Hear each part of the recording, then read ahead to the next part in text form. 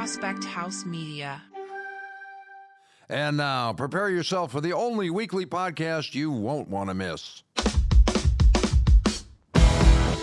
Welcome to the Ameritocracy Show with Troy Edgar, live from our studios in Los Angeles and Washington, D.C.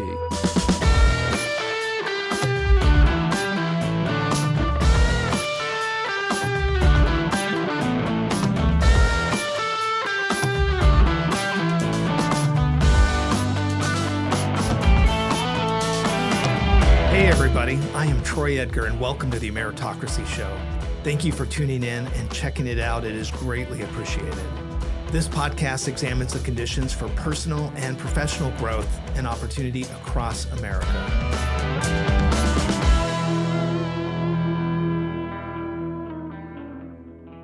This week on the Ameritocracy Show, I'm joined in Washington, D.C. by author Jennifer Pahlka, a leading voice in transforming government for the digital age. We discuss Jen's New York Times-acclaimed book, Recoding America, Why Government is Failing in the Digital Age and How We Can Do Better. She has also helped establish the United States Digital Service while serving as the U.S. Deputy Chief Technology Officer. She is currently the founder of the U.S. Digital Response, a nonprofit organization assisting governments, nonprofits, and public entities in responding quickly to the critical public needs. She is also a senior fellow at the Niskanen Center and the Federation of American Scientists, which are think tanks in Washington, D.C. I always appreciate Jen's balance between her professional work and giving back through public service. I hope you enjoy. Good morning, Jen. How you doing? I'm great. Nice to be here. Thanks. Yeah. Thank you so much for coming down here. Really appreciate it. No, it's a delight, especially on such a beautiful DC morning. I know it feels like autumn out there. It's really nice. It's really nice. Yeah. So you and I both are from California. We kind of go back and forth. It's interesting. We've been thinking about trying to have our discussion for a bit here and thought about flying up the Bay Area. Yeah. And then I know sometimes you go to Southern California. So how long are you in town for?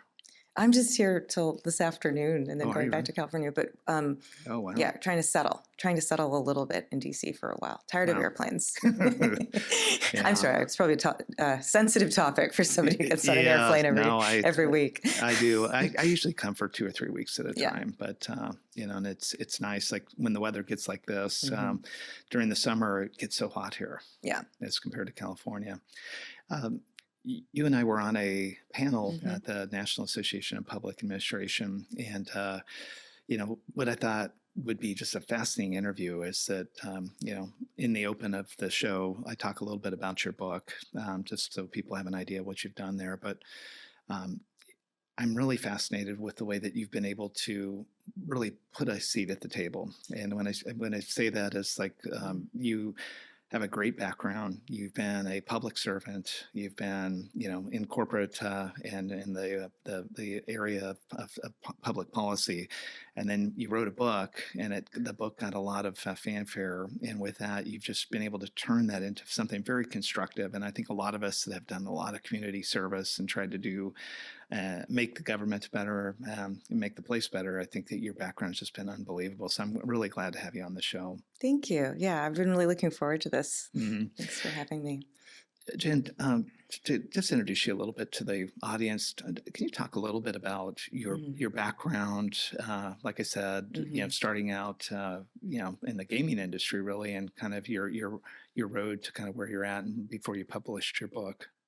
Yeah, I was very much an accidental tech person, just needed a job and was actually doing conferences. So I ran the Game Developers Conference for 8 years, which is, it was quite small when I started. It was quite big when I left, and then has gotten even bigger since then, and still have a great place in my heart for that community. But that sort of transitioned into running a different conference, the Web 2.0 events. I think some of your listeners will remember when Web 2.0 was a thing. It was on the cover of Time magazine when we still had covers of magazines. And those were really exciting days. And it was sort of through that sort of second coming of the web that, a couple people that I worked with and I got excited about this idea that these principles and values of the participatory web, these lightweight, sort of fast building applications that were sort of taking over the world back then and have taken over the world, that the principles and values that built those things actually have their best and highest use application in government.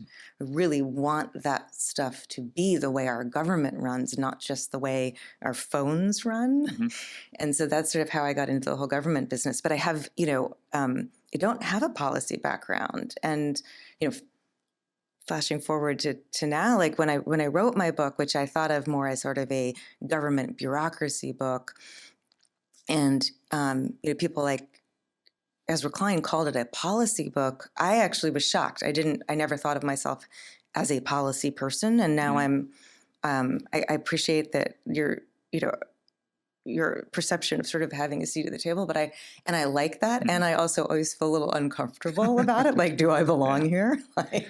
It's interesting, Jen, though. So you and I have been on policy discussions, and you're just not a person sitting at the table. You are a hardcore contributor. And I think, the part about the book, the part about your background, I think is basically helped you figure out how to influence a room, and then you come prepared, and I think that that's something that, I always, when I go to these things, sometimes you're sitting back and there's super smart people sitting around the table, and you want to be a contributor, but you also don't want to filibuster the thing. And so you try to pick your points of like, when can I actually add something to the fabric of this discussion? You were very good about it in this meeting, by the way. Oh, well, thank you. Thank you. Yes, I appreciated that. But it's, you want to make sure you learn something and that everybody's heard. And then you got to make sure that when you get out of there, these people don't go, I didn't hear too much from what your perspective was. When you were talking about your interview with Ezra Klein and being able to go through your book, how long ago did you start writing your book, and when you published it? I think it came out in 2023. And again, the book, as I talked about in the open, Recoding America. I started the book right in the beginning of the pandemic, basically. I stepped down from running Code for America January 2020, of course, not realizing that the world was about to go into lockdown. Right. And I had been, I'd sold the book. I'd written the proposal for the book several years before, like more than I care to admit, but found that it was very, very hard to run an organization and do a transition to a new CEO while actually focusing on it. Of course, then the irony was the whole shutdown happens because of COVID. I'm supposed to be writing, but immediately there's this enormous need for technologists to help out in government because you've got emergency rental assistance forms that need to be stood up, overnight, and it's very hard to, contract for that overnight. So you've got governments asking for help. You've got hospital systems that need, PPE pipelines, and mayors asking for, and governors asking for all this stuff. So we started this organization, it became an organization called U.S. Digital Response. And immediately when I'm supposed to be working on the book, instead we're standing up this organization. We were working 20 hours a day for the first couple of weeks, just trying to get mostly local governments the help they needed. So I didn't exactly write the book when I said I would. Right.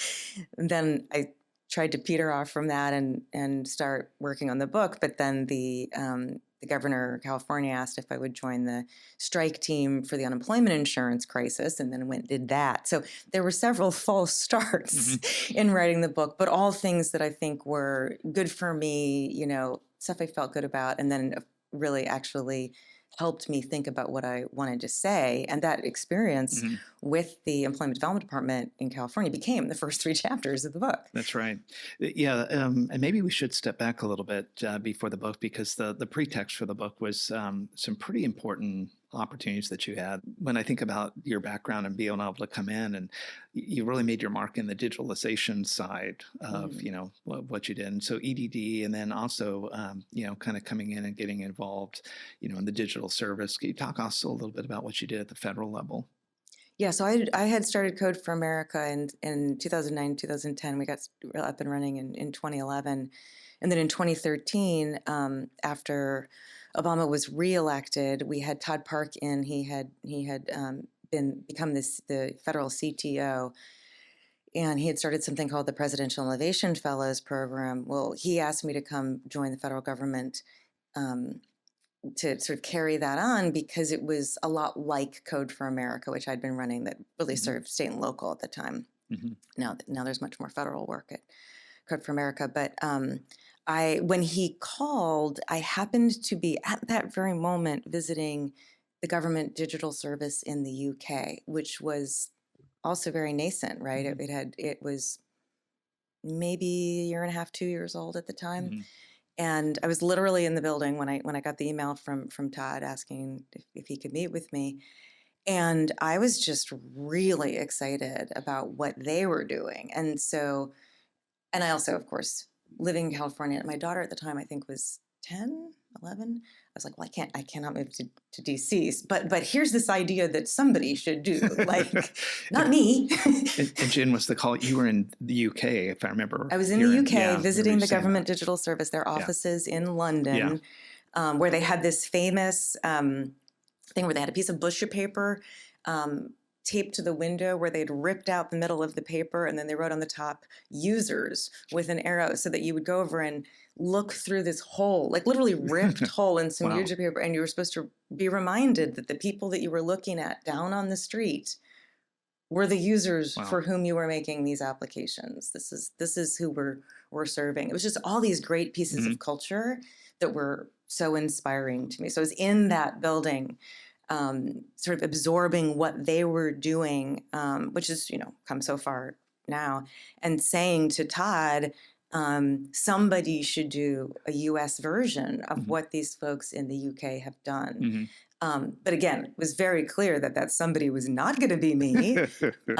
And that night at over drinks, Niskanen, who was deputy at the time, was there, and he said, I hear my boss called you. And I said, yeah, I'm so sad because I would love nothing more than to serve my country, but I really can't. And he said, oh, we have a saying, it's like water on stone. We will wear you down. And he was right. 6 months later, I joined the federal government as a deputy CTO. And very long story, but that was sort of the year that we established the foundation for both the U.S. Digital Service and 18F, though, 18F really happened over at GSA, as people probably know. The USDS actually launched right after I left. So I had a year leave of absence from Code for America, middle of 2013 to the middle of 2014, and we didn't actually get that project over the line until August 2014. Oh, wow. And so I'm still very proud that the team was able to, able to make USDS happen. And sad that I wasn't there for the launch, but it was a crazy and interesting year. Yeah, it's being somebody that has tried to be a corporate person and do public service, that was a part. And you talk about a lot of this in your book. You see the kernels of that investment even today. And I think in your book, you talked a lot about, basically the launch of some of the big important websites that we were trying to go through. And when you were, a lot of the activity that was out there was, are just having social media standing a big improvement for customer service, or should you try to automate and pull people through? And I think a lot of your work that you guys did through the digital service was really to kind of make efficient government, not making social, web pages and stuff like that. And that seemed to be a big theme in your book too. Yeah, I think you're hitting on something important, which is that sort of 2011, 2012, there was this term Gov 2.0. In fact, that's how I got into it. The Web 2.0 work became Gov 2.0. And there was absolutely the sense that Gov 2.0 meant getting the EPA on Twitter. And there is something much more powerful than that. Not that that's not helpful, but it's the service that people experience, not just this, the using of social media. I'm now married to a guy named Tim O'Reilly who, created this idea of government as a platform. And he was really the one saying there's social media is just a small part of this. There's an entire transformation of government that is about to happen because of these principles and practices. Your philosophy of the transformation, again, one of the big reasons I wanted to be able to talk to you is when a lot of us are investing time, doing 2 or 3 or 4 jobs at a time, our day job, trying to get involved with government in any form. We're all taxpayers. We want a better place. You had this term in the book called digital competence, and you were talking a lot about really looking at the way, and I was reading it from the perspective of federal government, even though I've served in local and county. I think when you look at as a person that I'm in supply chain, there's always these make-buy decisions that kind of have to be done. And in government, what is the digital competence of government? Your first chapter in your book was the agile or waterfall. And when you look at that those are technical terms for project management. And so I think, and you're like, hey, is this going to be a book about just doing projects? But I think what it ends up as you're going through and you're reading it, it's like, how do people kind of get engaged in the government, and really what's the government supposed to be going forward in the future? And so can you talk a little bit about digital competence and your perspective or philosophy on that? I think there's so many angles to it. And I think like back in 2011, there was sort of this sense of, government needs better programmers. And I think that's so insufficient to the task. I talk a lot in the book about the difference between project management and product management. And some folks gave me this language, project management is the art of getting things done. It's so important. We all worship our good project managers, and we should. But product management is the art of deciding what to do. And if you've ever been on one of these really big requirements heavy, sort of death marches, you have that strong sense that we're just supposed to do all of the things. And nobody's been empowered to say, wait, here's the important things. These are the things we're doing first. Oh, and by the way, in private sector, it's the best practice to do the riskiest things first, because then you figure out what you need to change. And in the public sector, there's all these strong incentives to do the riskiest things last, which is why we have all these problems right before launch. Right. Right. Or like, they'll somehow all come together right at the end, right before we open it up to the public. Well, that doesn't work very well. So there's a lot of different angles on it, but this idea that we're talking in the frame of just technical project or product management and like what framework are you using? Is it product versus project? Is it waterfall versus agile? Exists in a larger context, right? Like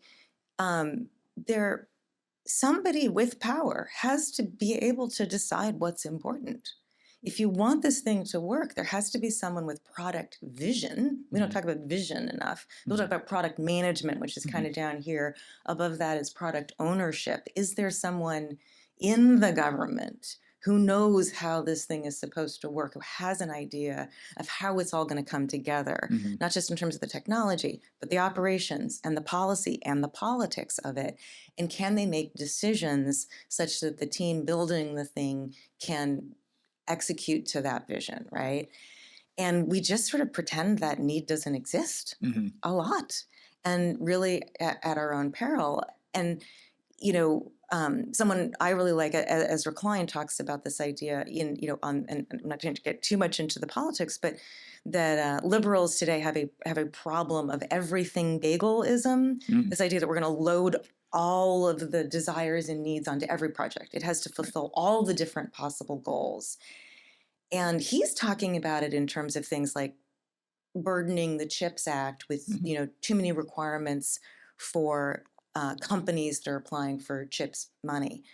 It's the exact same thing, really, as saying this digital product, this, technology thing that, the Department of Transportation or whatever is trying to build has all of these requirements that aren't differentiated. They're not prioritized. They're not set in a vision of what's actually important and what might actually maybe not happen or happen later. These are the same things, like everything bagel liberalism and requirements that are undifferentiated really have a lot in common. And so stuff that's happening at a political level is very closely tied to what's happening at a project management and product management level. And we shouldn't pretend that there's not a connection there. See, Jen, I think, you and I've talked about this even off mic, is like your point of like, hey, why do people look at you sometimes as a policy person? I think that you kind of tie a couple things together, the policy, digital confidence. I think policy people liked that book because something that you talked about in the book is bills fund things, and those bills, when they fund things, they become driven to the executive branch for requirements, and then the requirements become a contract. And I'm in the receiving end of contracts, and it's easy to see $100 million contracts, $500 million contracts, and they usually start the same way: first year build it, 4 years maintain it, and then, like you said, that translation from people making the policy to becoming a funded project. I think your book speaks to the policymakers because they are. I think the book, for me, it made me realize, you got to be careful. Like, too many words could cause too much confusion. Not enough words. Might be better to set a framework, but if you don't have empowered people at the implement side or the product manager side, then the interpretation is left, it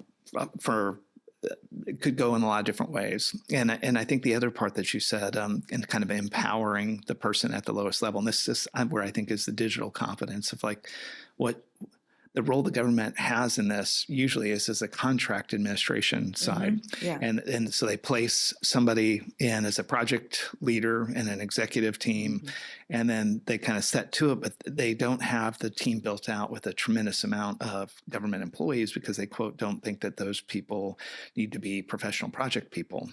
But they do have the functional knowledge. And I think the issue is, like, and one of your examples you use is back in the day, should the government just be buying stuff and not really maintaining the core competency within the government, or do they need to build certain areas out and maintain that? It's almost like a strategic priority or an act of national defense. Like what is, because if you just get people that just administer contracts, they really have no bearing on what and how to interpret the policies. And so again, your stakeholders, and I think from a policy perspective, I think the book totally speaks to giving you people insight of how to do that. And then being on the project side and watching projects get tremendous amount of funding, and the requirements are baked in, and they're really not always fully in context, but they seem immovable. In a project that's 100 to, I was the previous CFO at DHS. If $300 million project meant that the policy was probably written 2 or 3 years ago, the requirements were formed not too long thereafter.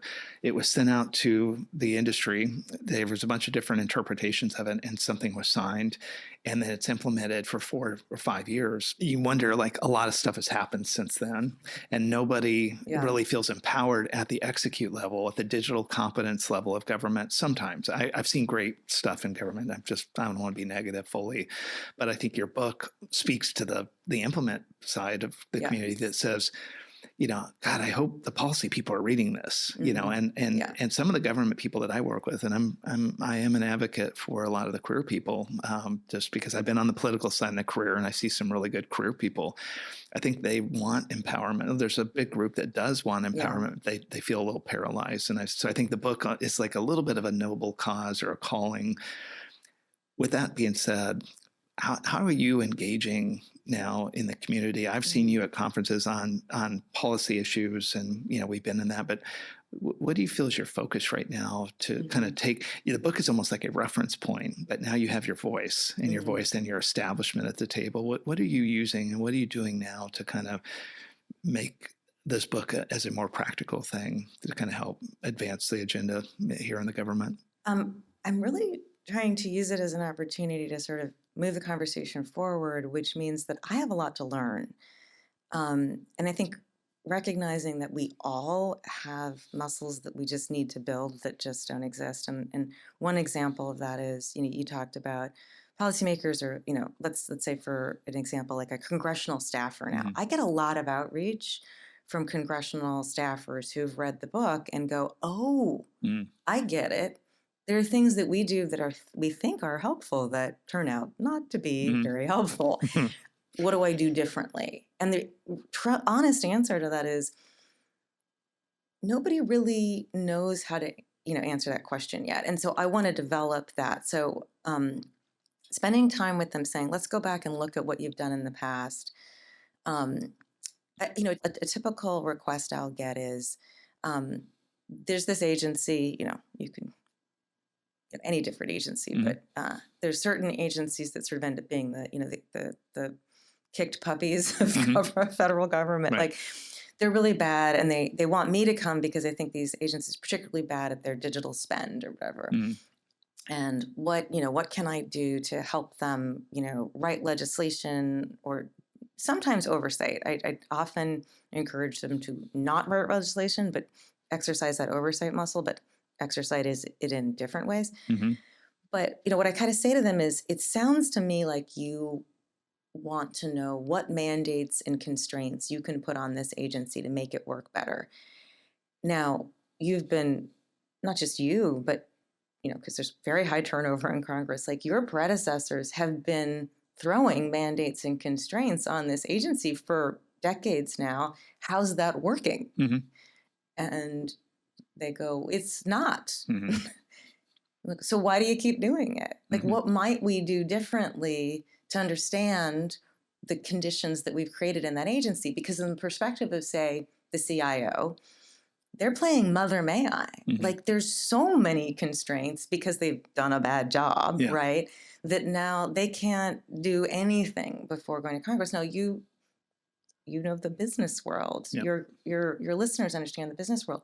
You cannot run a business playing Mother May I with your board. Right. You just can't operate in that environment. We've created environments, a lot of environments like that within government.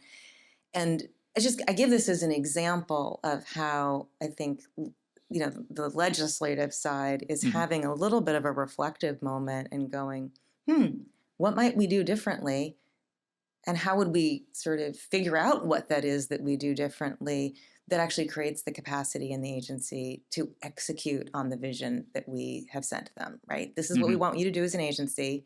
Go do it. Micromanagement is clearly failing. Right. But we don't know what those other muscles are that need to be built to do something. I definitely think the other side of that is that we've all seen the way oversight has the exact opposite effects of what we intend. We want to increase accountability. What we actually do is reduce risk tolerance and shut everything down that's innovative in any way. And it's really hard, I think, for folks on the legislative and oversight side to see that. And of course, they have to do it. I'm not saying that we shouldn't have oversight, but we have to kind of reinvent oversight. We have to reinvent the way that we manage agencies. And I want to be sort of part of that conversation. I don't think I'm going to provide the answers. I kind of want to create the space for us to, to co-create the answers in a different conversation than what's been happening. Because I have spent all my time with agencies. I have not spent time on the Hill until the book came out. So, that connection between legislative and the executive branches is sort of really, really where I want to go. I guess the other answer to that, and I'm thinking of it because you started out talking about this meeting we were at, is that I think we just need to tell the truth about what's working and what's not working, and stop worrying so much about that feeding the narrative of one side or the other. Like, when I'm in rooms with people, we agree there are things that are fundamentally broken and they really need to be fixed. I think civil service is one of those things. We just really need it to be different from what it is today. And I just want to create the space for that by saying it in a way that invites lots of different perspectives to the table to help fix it, but not this like, let's soften that here because it might get used against us. It's being used against us because we don't have the government we need today. Right. Can I ask you a question? I talk about the different stakeholders that are kind of follows your book. The one thing for me and the charge that I felt like I had after I read your book, and I don't feel this that often, is I'm in the consulting industry. So I've been at two of the largest consulting companies. So I've done some of the biggest projects, and I love the experience. I spent probably 80% of my time in the Fortune 500 doing restructuring, and then now I'm in government here in federal.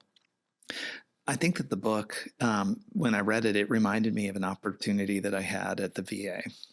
We were in a $1 billion supply chain optimization project, and everybody was vying for it. And this kind of goes back to your part about policy, and you start to get, it's almost like a roof that gets re-roofed, and then you go you buy the house, and you're like, hey, I need to change the roof. And then the roofer comes and goes, there's 3 layers of roof on the top of your roof. And it's like, no, I have no idea. The VA job, supply chain, sometimes I think industry is responsible to exacerbate the problem. And when I say that is, when we looked at the VA, all the big firms that were going after trying to help our veterans through modernizing the supply chain wanted to show shiny things like, hey, I got a technology that'll fix that. The biggest, supply chain systems, without naming any, hey, let's just let's give them the magic pill. And people at the highest levels like, hey, the magic pill sounds good because there's a lot of money, and let's take that pill, and it's hundreds of millions of dollars. And I come from the old school of true management consulting. Like, let's look at the process, let's look at the organization, let's get the system and data, and let's get holistic. And, so my approach when I first looked in it as a strategist was they don't need a new system. They need to step back and look at the process of all the policies that have been layered on. And they need to start to unwind 20 years of being able to get all of these policies layered on top of each other, which then are codified into systems and bad processes. So my question to you in that example is, I feel like that book was a great example and a message to the consulting companies that really kind of foster this contract capability where the government leaves off of digital competence and outsources it to us. And instead of, totally looking out, I think, from a taxpayer perspective and saying, hey, let's really help re-engineer the government. We just give them another pill to take and say, hey, just kind of go through. So what is your view of industry's responsibility in this way of kind of redoing government going forward? No, I think you and I are quite aligned on this, I think. I mean, first of all, I will say, yes, I would agree with you that very often the vendors are just, too eager to sort of, sell the shiny thing. Here's the new pill. And it just adds another layer. You've just now got 4, 5, 6 layers on your roof. It's, you're still having the leaks. I also think that it is on government to change those rules. Like, we need to know what we need and really ask vendors in to help fix a problem we understand. We can't just say, we don't understand what, what do we do, right? We have to get in there and actually understand the problems of the systems. When I came into EDD in California during the pandemic, they had a business systems modernization that they had been working on for 11 years. And they were about to go put it out in the midst of a pandemic. But if you, as you say, like, those are requirements from 11 years ago. Right. Why would you try to execute on them now that you suddenly actually know a whole bunch more about what's actually needed? And that's, yes, you can blame vendors for bidding on it, but don't we want to hold the government accountable to like not putting that thing out until they actually knew what they needed? So I think there's that. But your point about the regulatory and policy and process simplification is probably the most important point that I think needs to be made these days, and I hope people really pick up on in an actionable way. I just talked to the National Conference of State Legislatures in Louisville a couple weeks ago, and they wanted me to talk about AI, and I'm like, to your point about like AI is sort of the shiny thing, right? I'm like, okay, I'll talk about AI, but what I'm going to talk about is that if you have 7,119 pages of regulations that cover, say, unemployment insurance in one state, that itself is the problem. I mean, unemployment insurance is a program that's supposed to give you some amount of money. It's some portion of your salary for some number of weeks under some conditions that if you lose your job. That should not take 7,119 pages to describe. Right. And it's not that somebody sat down and wrote 7,119 pages. It's that back in 1935, the Social Security Act had this many pages, and then it got added to, and then it got added to, and then there's the UPLs from the Department of Labor, and then there's the case law, and there's it's that everybody got to throw their little piece of paper on the pile, and nobody ever takes paper away from that pile. So it's sort of a tragedy of the commons problem. And if you go to a state legislature or a congressional office now today and say, your job is to actually just shrink that, right? Only you can do it. The head of the, employment agency in a state, or even head of DOL, they can't do it. You're the legislative branch. Now, some of it, as I say, is case law, et cetera. But they go, I can't read those pages. And I don't think that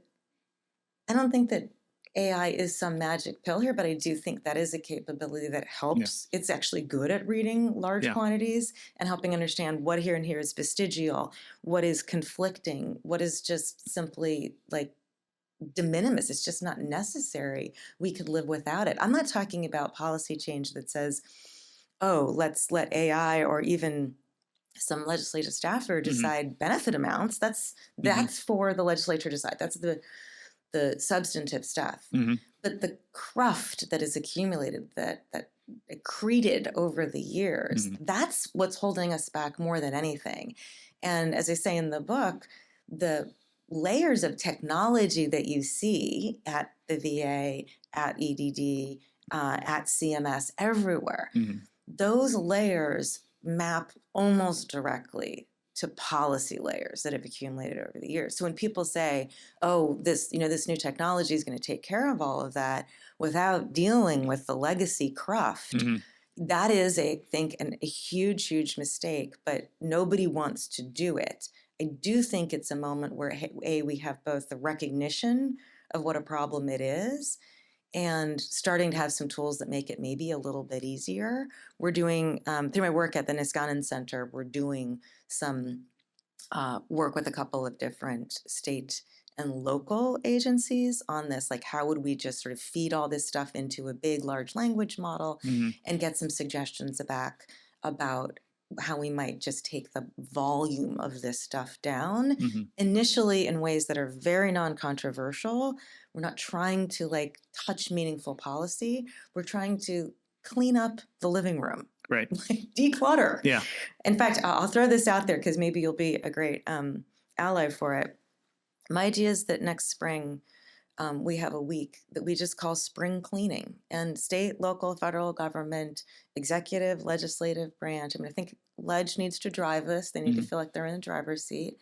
Just this is a week we all set aside for what can we get rid of that's not substantive. It's just clutter. It's just holding us back from delivering in the ways that we know we need to deliver for people. Yeah, I have a conference coming up. Like you said, everybody wants to talk about AI. So it's a CFO Summit that we're doing here in DC. And it's a very similar concept to what you're talking about that happens in any of the CFO Act agencies across the government. Their way of communicating with the legislature is through funding bills. And a lot of times, we'll go through a process and get a bill that's thousands of pages long.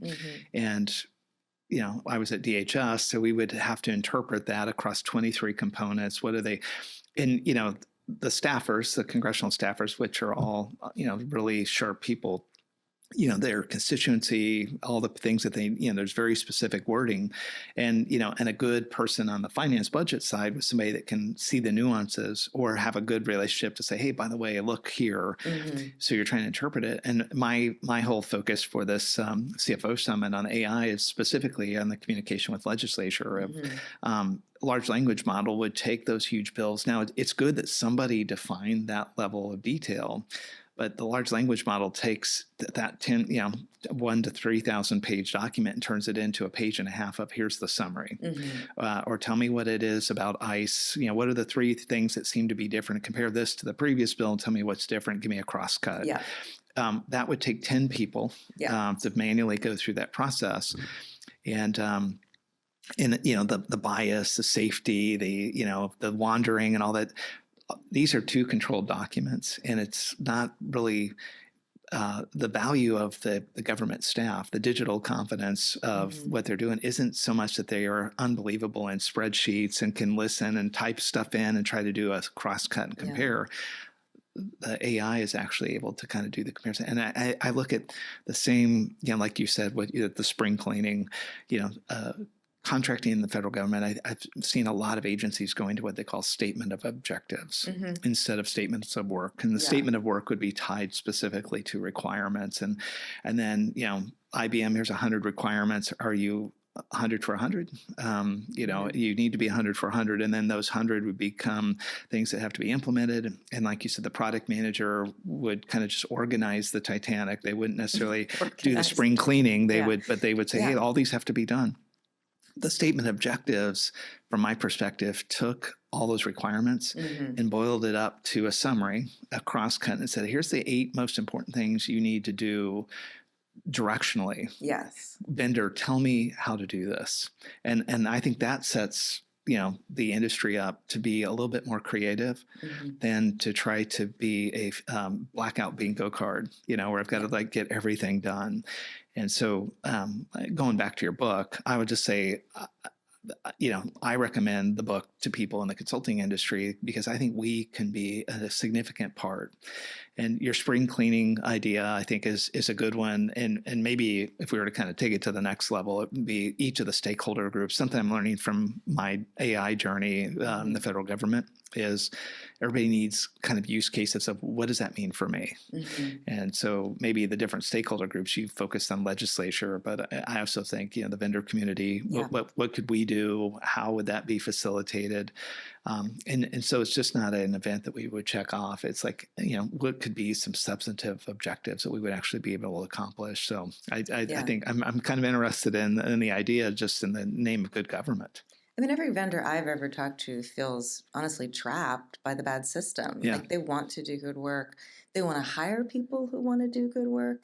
And when they get into these sort of dysfunctional contracts that are those black out the bingo card, but it doesn't actually work, right? But what I don't think people understand the way they should is that blacking out the bingo card and having the thing actually work are often 2 totally different things, even to the extent where if you black out the bingo card, it doesn't work. Right? And then they're like, oh, well, you should have also made it work. Yeah, I can't fulfill those requirements and have something that works. What you paid me to do is fulfill those requirements.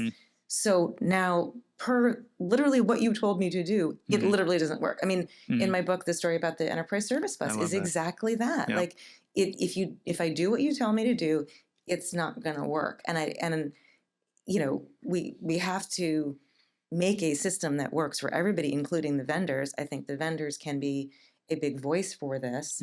And I think there's just a lot of places in government where that's who they're going to trust. And when you talk about a statement of objectives instead of a statement of work, I think that ties to, again, like one of the most important principles across all of this is we are too focused on demonstrating fidelity to a process that was created long ago for a different world and different needs that doesn't meet today's needs, and not as enough focused on the outcome that we all agree. And when we're really focused on that process, we don't even necessarily know the outcome. We haven't spent the time to articulate what that outcome is and provide that flexibility to allow, in a very complex environment, like what you're talking with, there are already 3 layers on the roof. I think I mentioned in the book too, and I'm sure you've seen some of these architecture diagrams at the VA that take up an entire wall, and everything is in 7-point type because the base of that system was built in 1967, right? And we've just added on to it. that's an environment in which you have to give people flexibility to figure out how to get to go somewhere, because there's nobody in Congress or even probably in the CIO's office who is going to be able to say, here's exactly what you should do to make that thing work. But you can say, this is where we need to go. Let's give people the flexibility to go there. And there's, if I could wave a magic wand, it would be that reorientation towards outcomes, towards getting people aligned on those outcomes, and then finding the right lightweight, medium weight set of processes that will get us there, not this sort of fidelity to wait, but this is what we do, and we're trapped in this death march. So we kind of get towards the closing. I want to step back a little bit and talk a little bit about your book as a handbook to people that are in our industry that want to make a difference. I didn't feel like I needed to be a government worker to appreciate it, or a consulting person, or a policy or ledge person. But I would say for people that really are trying to get like a flyby, the book was helpful. And what the price I think that comes is, I told you this off mic, is when I was preparing for our interview. Yeah. Your book there's a lot of people, you've done a lot of interviews, and I'm very appreciative of you being here, but there's also a lot of people that have taken your book and panned it, like, and done an interview. And I'm like, oh, cool, Jen, I'm going to listen to her interview, and you're not in the room. And so they'll spend a half hour to an hour talking about what they like and don't like about your book. And which again, you could sit back if you were worried about stuff like that. I could care less personally, but I think if you had thin skin, you kind of listen to stuff like that. But I think the fact that it's in the canon of things to listen to, that's the part I wanted to make sure that my listeners were aware of. I also wanted to give you a little bit of feedback that I heard out there. I'd love to hear it, because nobody sends me those things. Yeah. So, and I feel like if you haven't made a couple of people angry, you probably didn't say enough. So and I think too. There's a lot of people here in DC that we both know that are flamethrowers or bomb throwers, and just fire for a fact. But I think fire for a thoughtful effect in the book was really helpful for me personally. And I think one of the questions that was asked in an interview, this one you were actually in, and then I'm going to give you a couple that you weren't, was that somebody asked you, hey, you wrote the book Recoding America. And somebody's like, why not just coding America? So the difference between coding and recoding. I've heard your answer, but if you wouldn't mind, just a little bit of response to that. What did I say then? Yeah. Well, on the recoding, you talked to. I'll tell you what you said, and then maybe get a little bit of your reaction. So the Recoding America really was a message to government of kind of recoding. It wasn't to the coders themselves, right? And so coding, people, how can you be a better coder? That really wasn't what the book was about. It was about trying to get to the people to kind of reprogram maybe the way we do stuff. And I thought that was a pretty insightful question. It was probably one of my favorites. I don't know if you remember getting that question at all. I mean, I don't, but I think what you said is exactly right. I didn't really mean it literally. What I'm talking about is that the way we operate completely outside of digital, but now it affects the way we've done digital, needs a relook. We need to reconsider how we operate sort of fundamentally. So I meant literally America. I meant American government, not digital. And I actually, one of the things that people don't understand about me is that I don't care about technology for technology's sake at all. I'm glad you're saying that, because let me give you one more. Okay. So you got panned by a group, and I'm not going to totally plug them, but it was a group of people that are really coders. They're people in the tech industry that are engineers and they evaluate different books, and they picked up yours, and they're like, we don't normally do a book like this. I'm like, oh. And so when you say you're not a policy person, but I think what seems to transcend in the book is you actually kind of are, because you put empathy into that role in this process. These people are like, she's not really a coder. Oh, and you've said it too, right? And I'm not a coder at all. Yeah. No, but I think your book, because Recoding America gets picked up in a canon of it must be about technology and coding in government. And I'm trying to do some myth busting here. It's like the reality is I think practitioners that are people that are interested in being in government, that want to make a difference. I think a lot of us do it for that reason. People that are in government that want to be better as great policy people. And but they one comment they went through is they said, the book, I wouldn't necessarily say it's one of our top books for technology. She kind of goes on and on about agile and waterfall, and it's like, of course, I mean, but if you want that, just they were very dismissive. But the one guy said, I really appreciated her enthusiasm towards public service, and the other person said, yeah, I'll tell you what, it was halfway through the book, I realized, I'm so glad I'm in the commercial world because I never want to be involved with government. So that just shows how bad it is. And I think those two perspectives, it was really the power of the book. It's like, you had a quote in the Washington Post to kind of relate one more thing to this, which is, government's problem isn't somebody else's problem, it's our problem. Right. And I think, again, I asked you the question earlier, it's like, what do you think your book has done to be able to be used as a tool or some sort of a mechanism, and it's to start this sort of a dialogue so that people can look at it. And it's not written for techies. You've been personally validated. It's not a good technical book. I'm giving you a hard time. It's not a technical book. But again, for me, it's a reaffirmation. It's like it's hitting a lot of audiences. Maybe by the title was smart. And they're like, ooh, but not bad enough to well, this is not a programming book, but they went ahead and went all the way through it. And so good for them. Yeah. Good for them reading a book. I think that's a great story because it illustrates to the degree that I did want the book to serve as a recruiting function. Yeah. It seems to be functioning perfectly because the one guy was into it and the other guy wasn't. Yeah. And to be honest, and it's no disrespect, we don't want that other guy. Yeah. And not because he's not valuable, and I'm sure he is a lovely human being, but it does take a certain kind of person to work in government. It is frustrating. I wanted to tell the truth about how frustrating it is because I've seen people come in, they get recruited, and then they go, oh, this place doesn't work, I'm leaving. That's fine. Do your year, whatever. But we need the people like Charles Worthington at the VA who came in as a PIF, Presidential Innovation Fellow, in the year that I was there, 2013. And he's still then we got him over into the VA. He became the CTO after Marina Nitsa left, and he's still there. That's an amazing win. Mm-hmm. That second guy who said, this sounds awful, good, stay in the commercial world. We need you making great commercial software. Exactly. And I'm glad that the other guy said, yeah, actually I should do this. I will say though that I was thinking about that recruiting message a little bit in the book, but what's happened, and I've had dozens now of emails, both from people and employers saying, oh, these people, this person applied because of you. Mm-hmm. I'm really happy about that.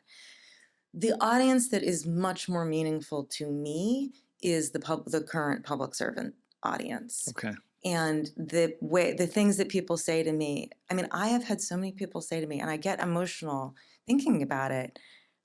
I was frustrated and I was about to quit, and I read your book and I'm not going to quit. Oh, that's awesome. And, we talked earlier about just we've both done tours of duty in public service, but we're not always in public service. And I really respect the people who do it. The hero of the book, or I guess the heroine of the book really is that chapter 10, there's a woman named Yadira Sanchez. She's now been at Centers for Medicare and Medicaid Services for 27 years. Wow. Okay.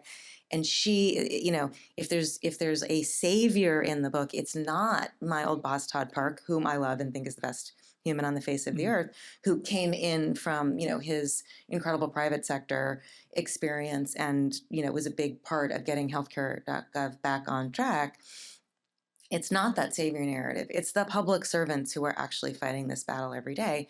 Yadira was the other side of that. She had been at CMS for 15 or something years when healthcare.gov failed. She was a big part of getting it back on track. And then she was part of a very sustainable, long-term move to transform CMS into, what it really needs to be. Not that it's there, but we're, But this feeling, I think, that public servants have, like you and I both know that until you have a job in government and that .gov email and that sense of sort of vulnerability and critique, you really don't know what it's like to be a public servant. There's no simulation of this. And I'm so glad I did that year, not just because of USDS, but because it changed who I am. Mm-hmm. I have a sense of empathy for public servants, even when I'm mad at them, right? Mm-hmm. That I will never lose. And I think because of that, I really can tap into that feeling that public servants are expressing to me of incredible dedication, incredible frustration, and a feeling like we've got to do better. We've got to all sort of come together and challenge the status quo and get rid of some of this cruft and, operate in ways that are more outcomes oriented. They have such passion for this.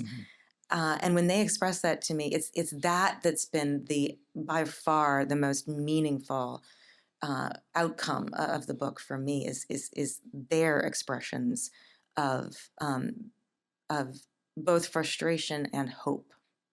Yeah, and I think probably that's the theme to end on is frustration and hope, because I think we both dedicated, and I continue to be focused to try to make things better. But I think you see the frustration and hope, and you want to be a part of it, something creative. And so, Jen, I would just say thank you for the book. Is there any resources that my viewers could go out to, not only, going and seeing and what you're talking to, but maybe some of the things that you're writing about right now that might be a good resource for us to go out to? Yeah, thanks. I'm writing on Substack now, which I really enjoy.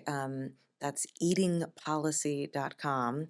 I know that's a strange word, but the phrase comes from the idea in the book that culture eats policy. So I remember that. Eatingpolicy.com is where I'm sort of writing my most recent stuff. And there's a blog post there called Project versus Product Funding that seems to have gotten forwarded everywhere because it has quite a few views. All right.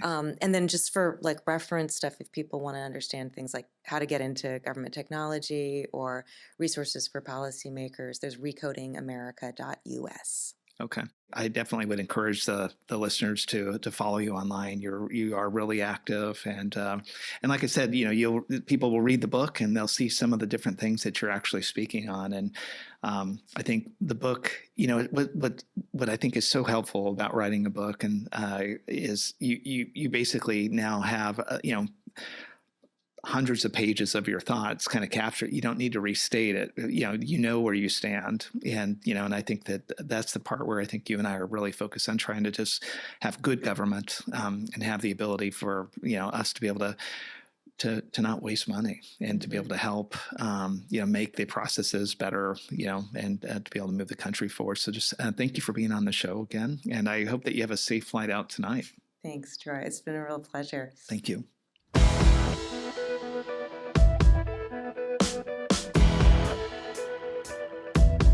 Thanks again for joining me today on the Ameritocracy Show.